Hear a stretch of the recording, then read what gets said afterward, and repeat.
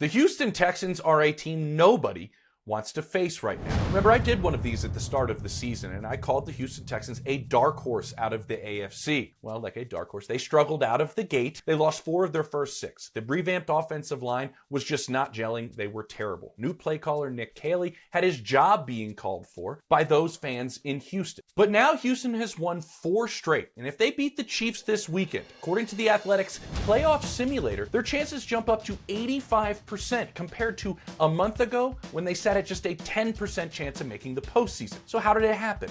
Well, the Texans arguably have the best defense in all of football. Just ask Josh Allen. And it got even better after week 4 when head coach DeMeco Ryans handed play calling duties over to defensive coordinator Matt Burke, and the group just skyrocketed. And I'm told that Ryans actually even became a better head coach when he was no longer calling plays. But we always knew this season would hinge on all the new pieces of this offense coming together, including the new play call. But none of us would have guessed it would have came together during a 3-game win streak led by backup quarterback Davis Mills while CJ Stroud was out with a concussion.